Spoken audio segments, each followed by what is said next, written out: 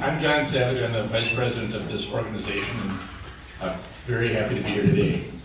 Just under a year ago, I was really pleased when I was seated next to our speaker at an annual dinner a couple blocks from where we are today. I got to know Eric pretty well during that experience, and I've gotten to know him better through his press since then. He was the target of the John Doe investigation.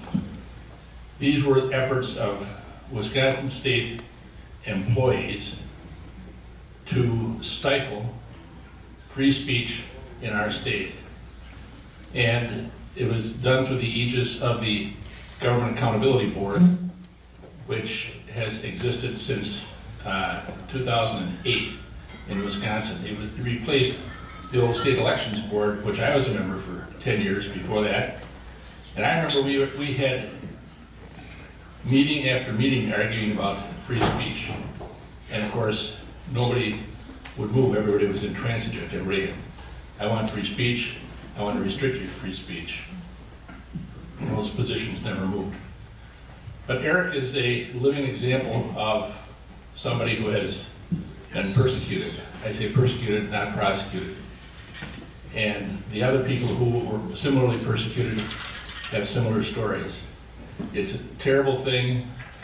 It literally chilled the exercise of our constitutional right of free speech. And before he speaks, we've got a little program that's only a couple minutes long. They turn this thing on, I don't know. If I touch a computer, it breaks. We're gonna have somebody younger do this. Yeah, we got a 14-year-old here. Yeah, you guys over there. How do you get this to go? I don't know.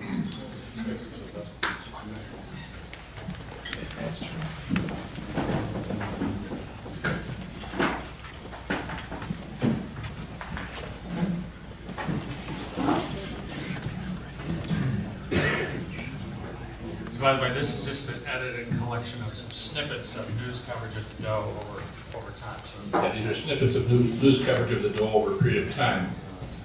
And this was a John Doe. Everybody who was involved was sworn, ordered by court order, to secrecy. Eric blew the whistle on the whole thing by sitting down with the editors of the Wall Street Journal and saying, I'm going to exercise my right under the First Amendment to tell people what's going on right under their noses. And they haven't had the guts to prosecute him for that. And since then, many of the other targets have spoken up also.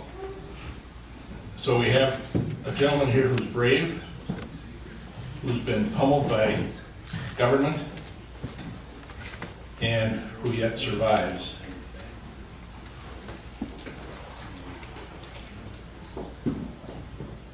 This is why I hate computers. I just as soon throw the damn things in the lake half the time. would we be able to dim the lights for the few minutes once they have this ready to roll? Yeah. Well, that might be next month. They're gonna get it.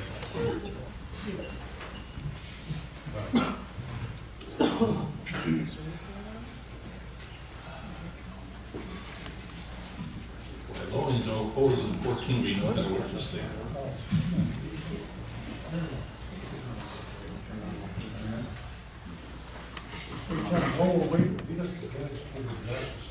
What's that? While we're waiting, let us put the glasses. I can't hear you. Gotta stand up. The Gettysburg Address. The Gettysburg Address? Either that or. I never remember. Actually, I did memorize it in high school. It's long gone.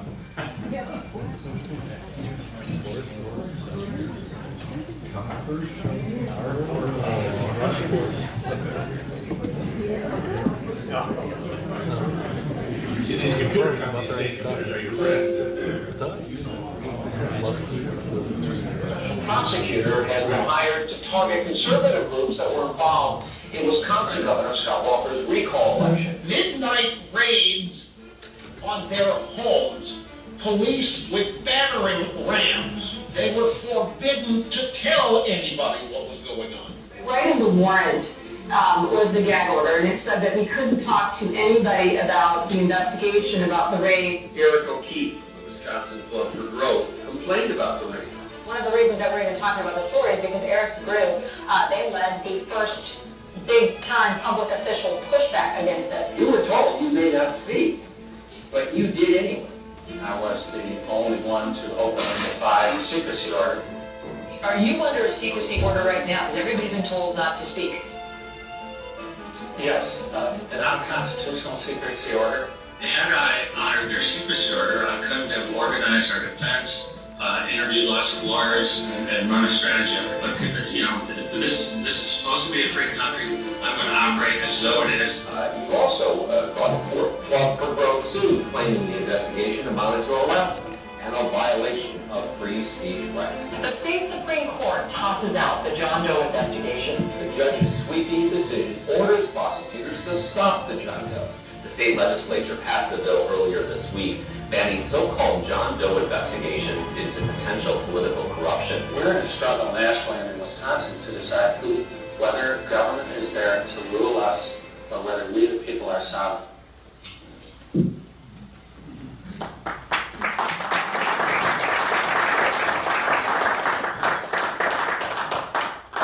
Well, there's no need for a speech now, right? Well, thanks everyone for coming out and instead of going over to Drake University in Des Moines to watch Donald Trump this evening. Yeah. Oh, yeah.